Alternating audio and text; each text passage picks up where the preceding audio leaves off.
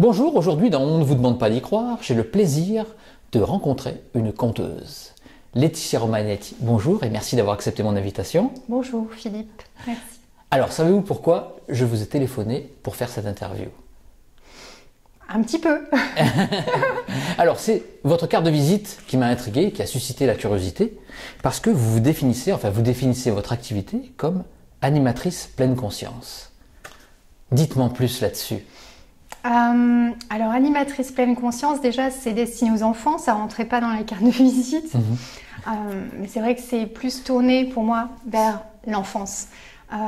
J'apprends aux enfants à méditer et à mieux gérer leurs émotions du quotidien, à être plus en harmonie avec la vie, plutôt que d'être toujours dans la lumière de leurs parents, aussi reprendre leur propre lumière, c'est-à-dire être un enfant dans toute sa beauté, dans toute sa simplicité, sans tout ce qu'on leur demande à l'école, et puis apprendre à être présent pleinement avec les autres et avec soi.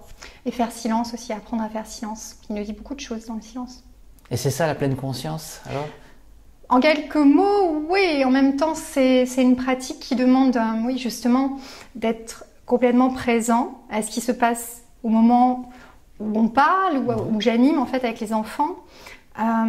C'est leur apprendre la bienveillance avec les autres, la gentillesse, l'ouverture de cœur, la perception aussi du monde dans lequel on est, c'est-à-dire les sons, les choses autour, les voir d'une autre manière, avoir cette capacité extrasensorielle en fait. Par exemple, il peut avoir une dégustation d'un raisin sec. Comment on dégusterait ce raisin sec comme si c'est la première fois? Quelle est sa rugosité, quel est son relief, quel goût il a, plutôt que avaler d'un coup. D'accord. Voilà, une sorte de perception un peu plus comme un esprit débutant, comme un esprit neuf. Voilà, comme un enfant l'est, mais encore plus dans le moment présent. Pas faire les choses vite, mais prendre le temps de sentir, de s'écouter, d'écouter les autres, de se sentir encore plus porté par la vie en fait, parce qu'on fait partie d'un monde qui peut être plus harmonieux si on sait prendre le temps de faire les choses et d'être. En fait. Oui, je pense que ça pourrait même intéresser les adultes. Ah oui, tout à fait, oui. C'est vrai que mon intention est plutôt d'offrir ces séances de méditation aux enfants. Maintenant, il peut arriver que, par exemple, à la médiathèque Saint-Jean, qui me propose, voilà, Ajaccio, qui m'a offert une sorte de carte blanche, je peux faire des contes et une immersion à la pleine conscience avec les enfants. Et parfois, il y a des parents en fait qui viennent se joindre au groupe et qui me disent ah, j'ai jamais fait ça, c'est intéressant ou c'est même fabuleux et c'est un beau cadeau pour moi aussi. Ils doivent retrouver leur capacité d'émerveillement comme si c'était une première fois. C'est ça, capacité d'émerveillement. La première fois. Ouais. Capacité d'émerveillement. Tout à fait. Et il y a aussi des fois, on gère des émotions dérangeantes. Par exemple, il y a eu une fois les adolescents qui sont venus, ils avaient rien à faire, donc je leur ai proposé, ils étaient en train de réviser leurs examens, et j'ai vu qu'ils tournaient un peu en rond, et ils voulaient reprendre la salle où je proposais une animation. Ouais. Donc je leur ai dit, si vous voulez vous joindre à nous, vous pouvez participer à cette séance de pleine conscience. Et donc ils ont appris à fermer les yeux, écouter leur propre respiration, parce qu'en pleine conscience, on n'essaie pas... Il peut arriver qu'on compte les respirations, etc. Les inspire sur des temps, 1, 2, on expire. Ce qui est un peu de la méditation, hein? Oui, bien sûr, c'est de la méditation, et c'est aussi d'autres choses. Et je pratique aussi avec des jeux. C'est-à-dire, c'est pas juste de la méditation, il y a aussi des jeux, des petites surprises, des choses qu'ils ne s'attendent pas à voir. Et qui m'apprennent aussi à prendre les choses moins au sérieux, en fait, les jeux. En fait, vous retrouvez aussi votre enfant intérieur quand vous travaillez avec les enfants. Ah oui, complètement. C'est vrai que c'est beaucoup de plaisir en fait de transmettre ce qu'est pour moi la pleine conscience. En même temps, c'est aussi d'autres choses. C'est vrai que c'est l'imaginaire qui participe, c'est mon cœur d'enfant qui continue à vivre, à guider mes choix. Et je pense que c'est l'authenticité de notre être, oui. Être connecté à qui nous sommes vraiment, c'est aussi notre enfant intérieur, ouais, je pense. Alors, et ces contes? Alors, vous êtes conteuse, donc. C'est vous qui écrivez vos contes? Oui, j'écris mes contes. Cela dit, à la bibliothèque, par exemple, je propose pas mes contes directement, mais j'ai beaucoup de plaisir à choisir différentes histoires de différents auteurs et je les partage comme une conteuse. Je lis l'histoire et je la vis avec... Comme une actrice? Oui, on peut dire comme une actrice. En même temps, je sais aussi me détacher et laisser juste vibrer la voix, en fait. C'est-à-dire... c'est pas moi qui me mets tant en avant, c'est plutôt ma voix est un véhicule pour permettre aux enfants et même aux grands-enfants, même les adultes, de s'évader avec moi en fait, à travers l'histoire, à travers les mots, à travers les images aussi, il y a des images. Donc voilà, c'est des cadeaux que j'offre comme ça. Alors, et dans votre côté créatrice de contes, comment vous en êtes venue à créer tous ces contes qui ont comme sujet souvent, donc j'ai vu l'amour, les rapports, j'allais dire spirituels. Comment vous en êtes arrivé là? Est-ce que vous avez toujours créé des contes? Non. Ouais, je pense que c'est venu d'un besoin de guérir justement ma petite fille qui était dans la perte d'un père en fait. Mon père est parti au paradis et c'est vrai que ouais, je dis le paradis parce que je crois vraiment qu'il n'y a rien qu'on a à craindre là-haut en fait. Voilà, ils sont en sécurité, nos êtres aimés qui sont de l'autre côté du voile. Et je pense que je me suis mise à écrire ces contes parce que ça apaisait mon cœur et ça me permettait de me connecter à plus de fraîcheur, plus en effet d'émerveillement, la beauté de la vie et non pas tellement la souffrance, ou alors du moins la mettre à distance et regarder la beauté de la vie, la beauté de ma vie, et que tout n'est pas perdu, mais que j'ai juste à reconstruire un nouveau monde. Donc je pense que ça me rappelle l'histoire sans fin, vous savez, Bastien, voilà, qui lisait le livre, et à un moment l'impératrice disait mais les adultes ont perdu l'espoir, ils ne rêvent plus, etc. Je pense que c'est vital pour nous. C'est un petit peu le Petit Prince aussi. Aussi, ouais. C'est complètement le Petit Prince. Qui est là d'ailleurs avec nous. Hein. Oui, oui c'est vrai que le Petit Prince, ouais. C'est plein de choses. Maintenant, je me suis pas dit, tiens, je vais écrire des contes. C'est un appel du cœur. Je me suis pas dit un matin, ah ouais, chouette, je vais écrire des contes. J'ai juste écouté cette inspiration du moment et ça a créé un conte. D'accord. Voilà. Et après, d'autres ont été invités dans mon univers, mais je me suis pas dit, ça n'a pas été, si vous voulez, une intention claire, juste d'écrire. Après, ça s'est dessiné comme un conte. Alors, quels sont les sujets? Bon, j'ai évoqué l'amour, oui. Mais quels sont les sujets redondants dans vos contes?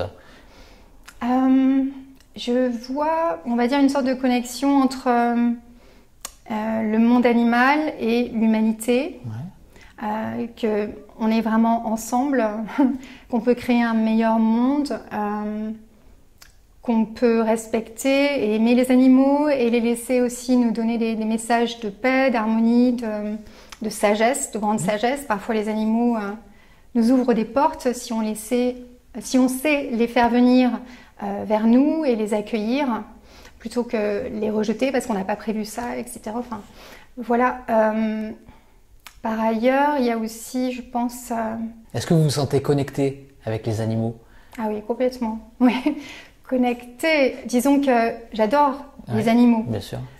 J'ai beaucoup de respect pour le monde animal. C'est vrai que, sans faire de militantisme, je suis aussi devenue végétarienne en 2015. Et ça m'a aidée à voir les choses encore plus approfondies, on va dire. Par exemple, je me suis rendu compte, et je pense que c'était une perception juste, hein, les guêpes, qu'on a beaucoup en Corse, quand on mange de la viande, quand j'étais devenue végétarienne, que je commençais à manger plus de légumes, etc., elles étaient moins agressives. Et d'ailleurs, elles venaient beaucoup plus, comment dire, dans mon territoire, mais c'était plus apaisé. Donc je me suis dit, c'est peut-être parce que elles se disent, voilà, je respecte, je comprends mieux leur monde. J'ai l'impression que mon mode de vie, en changeant en tant que végétarienne, j'ai appris à découvrir en fait que, par exemple, un insecte que je voyais comme un frelon, comme un des contes, Aglaé et Zébulon, une petite fille, un frelon, un décompte qui sera publié au timing parfait, Ouais. c'est en chemin. Aglaé, Zébulon, donc c'est venu de ma rencontre avec un frelon qui tombait du toit de la maison où il y avait en fait une sorte d'ouverture, je ne sais pas comment il a fait dans le toit, bref, il descendait plusieurs fois par jour, on aurait dit une sorte de jeu, et au lieu de l'écraser et Ouais. d'en avoir peur tous les jours, je me suis dit, il a une leçon à m'apprendre, et j'ai écrit un conte. Voilà. Bon, il vous a pas piqué. Non, mais c'est vrai qu'il est venu plusieurs fois, donc c'est véridique. Oui, oui, j'aime beaucoup les animaux, les insectes aussi. J'essaie de moins en moins de les écraser, même les moustiques, si je peux. Je dis pas que c'est toujours facile, mais voilà, chaque vie, même une araignée a son importance. Et on est un, même une araignée, une toile d'araignée, pourquoi la balayer? Ouais. C'est aussi un symbole de la vie, en fait, la toile d'araignée, toutes les relations, tous nos rêves, l'attrape-rêve, etc. Enfin, l'araignée, c'est magnifique. Donc ça, voilà, il y a plein de petites choses on peut voir autour de nous. On n'a pas besoin d'aller dans un zoo ou un musée. Moi, je ne vais pas me moquer parce que je fais pareil. Même les moustiques, j'ai des scrupules à les tuer. Et les végétaux? On a parlé des animaux et les végétaux. Est-ce que, je sais pas moi, quand vous vous baladez en forêt, est-ce que vous avez des perceptions pareilles qu'avec les animaux? Oui. C'est vrai que lorsque j'habitais à Orchin, au bord de la mer, qui appartenait au domaine paternel, j'étais entourée de nature. Donc les chênes, la mer, des fleurs, enfin beaucoup d'insectes. Et bien sûr, quand je chantais par exemple, je sentais que... Oui, les oiseaux aussi. Je sentais qu'il y avait une sorte de communion avec la nature naturellement. Oui, naturellement. C'est-à-dire que la perception, oui, que j'ai de la nature, même si ça fait peut-être un peu bizarre, je ressens que les oiseaux, par exemple, quand je suis heureuse et que je chante, c'est pas qu'ils répondent, mais ils ressentent les vibrations de joie, en fait. Quand on chante, ça touche un oiseau. Et d'ailleurs, un oiseau, il chante, il est libre. Donc, on est plus proche des oiseaux quand on chante. Et parfois, quand j'avais le blues, je me rappelle, il y avait des trucs étonnants comme une coccinelle qui se pose sur moi ou un papillon. Donc oui, je ne vais pas mentir, ça fait partie de mon quotidien. Ouais, chaque petite chose, pour moi, c'est un insecte, comment dire, même une abeille. D'ailleurs, j'en ai rêvé récemment. Une abeille, bon, c'est aussi symbole d'abondance, de communauté en fait harmonieuse. Et c'est vrai que quand une abeille vient à moi alors que j'habite au 7e étage, je trouve ça bizarre, mais en même temps je me dis, ok, tu m'envoies un message. Je me demande si j'ai pas été amérindienne dans une vie antérieure. Je crois aussi aux vies antérieures, donc voilà, un passage. Ouais, parce qu'il y a des choses, ça résonne avec moi, tous ces insectes. Ils viennent pas par hasard comme les oiseaux qui sont... voilà, des fois autour de moi, des tourterelles qui ont créé aussi un autre conte. Donc c'est vrai qu'il y a une association avec ce que je vis au quotidien et ce qui nourrit les contes que j'écris avec une C'est une source d'inspiration. Oui, la nature, la relation qu'on a avec les animaux, avec le monde végétal, les fleurs bien sûr, oui, les fleurs, les arbres. Alors est-ce que vous pouvez nous donner un petit exemple, un petit peu de ce que vous écrivez? Vous voulez dire lire quelque chose? Oui. Oui, bien sûr. Alors, ça pourrait être un poème? Ah bien sûr, tout le monde est libre. D'accord. J'avais imaginé en fait partager le poème que j'ai écrit en décembre 2015 à Orchin, justement, je vous en ai parlé, qui s'appelle « Regarder la mer ». Très beau. Déjà, le titre me plaît. Merci. Il y a la fanfare, ok. Regarder la mer. C'est comme y plonger, se sentir enveloppé par le mouvement de l'eau, le scintillement des poissons argent, le clapotis des vagues qui caressent les rochers. Il y a de la force et de la douceur dans cette danse de vie. Parfois, comme si elle vient me chatouiller les pieds, elle vient s'approcher de moi. On dirait un enfant qui joue à vous taquiner pour mieux vous inviter à jouer, à sourire, à aimer encore plus haut et fort la vie. La mer qui est là, qui vous comprend et parfois vous berce grâce à sa douce musique, fontaine de jouvence et d'exaltation de nos divines sens. La mer et ses trésors. La mer et ses merveilles. La mer et ses silences. La mer et ses agitations. La mer et son calme, apaisant notre cœur. La mer et ses mouvements généreux, ravivant notre envie. La mer comme une renaissance. La mer comme cet ami qui nous dit « Tiens, je suis là sur ton chemin, tout va bien. » Bravo. Bravo, c'est très très beau. Et vous êtes édité? J'ai été éditée par une édition collaborative qui s'appelle Véronne Édition. On peut trouver les... J'en ai encore quelques-uns, mais c'est moi qui suis devenue maître à bord, on va dire. Cette maison d'édition n'est plus ma maison d'édition pour les contes. De toute façon, ils ne proposaient pas d'édition pour le secteur jeunesse. Donc ça a été facile de changer de direction. Et est-ce que vous avez des projets de nouveaux recueils ou de nouvelles poésies? Est-ce que vous continuez à écrire?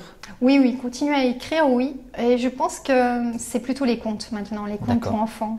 C'est comme s'il y a un appel qui s'est lancé pour l'enfance. Ça, c'est à force de travailler avec les enfants que vous avez envie de continuer à travailler avec des enfants, à faire des contes pour enfants?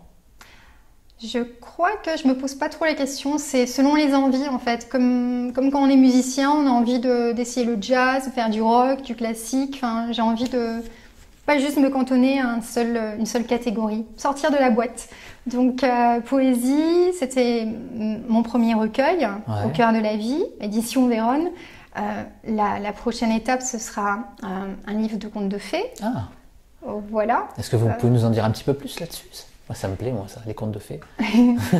Eh bien, il y aura 6 petits contes. Je peux vous dire les titres, éventuellement. Ok. Alors, on a Au royaume d'Andamis. C'est un petit peu un royaume fantasy, quoi. Ensuite, Timmy et Tima et Gaspard et la plume d'or. Il y a 2 tourterelles dans l'histoire et un petit garçon et une plume d'or. Ensuite, nous avons Aglaé et Zébulon, la fée Pimprenelle. Donc oui, je crois aux fées aussi. Vous les voyez? J'ai l'impression que j'en ai vu une là où j'habitais à Rothschild. J'ose le dire. Je crois bien que elle était verte, elle avait la taille, et j'avais pas fumé ni quoi que ce soit. Donc je me suis dit à ma grande surprise, pourquoi pas, vu que j'y crois et j'ai même étudié le secteur féerique, on va dire. Ah ouais? Oui. Il existe des diplômes spécialistes des fées et je me suis amusée aux États-Unis. Aux États-Unis, il existe ça? Oui, je vous assure. Comment ça s'appelle? Fériologiste. La fériologiste. Et en anglais, c'est comment? Fériologiste? Quelque chose comme ça. Mais voilà, donc j'ai un peu plus puisé dans ce secteur, on va dire. Mais qu'est-ce qu'on domaine apprend? Des élémentaux. Ça m'intéresse, ça. Qu'est-ce qu'on apprend là? Pourquoi? Allez voir.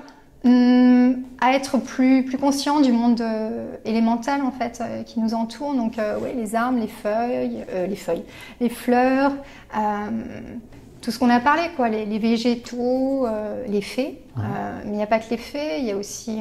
c'est vrai que j'ai étudié en anglais, donc Green Man, l'homme vert, l'homme qui protège les arbres, les elfes, les gnomes, les lutins, ça existe. Pour moi, ils existent et je ne suis pas la seule à y croire. Et vous avez rencontré des gens qui les avaient vraiment vus, qui les voyaient souvent? Il m'est arrivé de rencontrer des personnes qui en parlaient tout comme je vous en parle. Oui. C'est énorme. Ouais. Si vous en connaissez un, vous le faites venir. On ne vous demande pas d'y croire parce que là, ça m'intéresse vraiment. Ah d'accord. L'illustratrice qui est une très bonne amie, Noël Casabianca, elle aussi, elle croit aux fées. Maintenant, elle n'en a pas vu, mais c'est vrai qu'elle y croit fortement. D'ailleurs, montrez-nous un petit peu ces illustrations. Ah ben oui, volontiers. Voilà, la caméra là. Alors, c'est juste devant. Voilà. Ça, c'est un coup de cœur. Je l'ai eu aujourd'hui parce qu'on travaille en ce moment sur l'illustration, l'alchimie entre l'écrit et les dessins. Et donc, c'est signé Noël Casabianca. Donc, une amie qui est illustratrice, aussi animatrice radio. Voilà, elle travaille aussi pour la radio RCF. D'accord.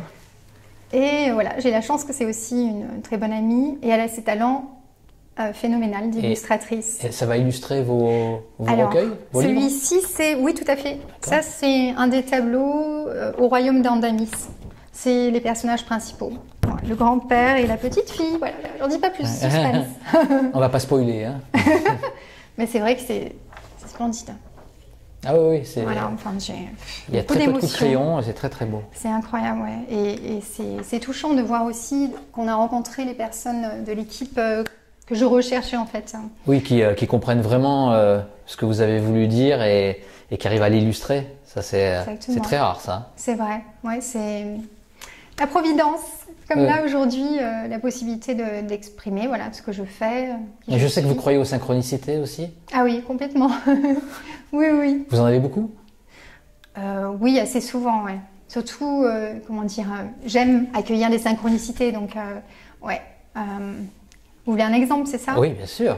Quand il y a des étapes fortes dans ma vie, il y a un oiseau qui apparaît, le Milan en fait, le Milan. Et j'en ai rêvé aussi une fois, et il était même, dans mon rêve, il était au-dessus d'un poteau électrique. Et quand j'ai quitté Orchin, le domaine paternel, on va dire, et ben, il était à la même position que je l'avais vu dans le rêve. Donc ouais, des fois j'ai des rêves prémonitoires. Ça fait un petit peu chaman, ça.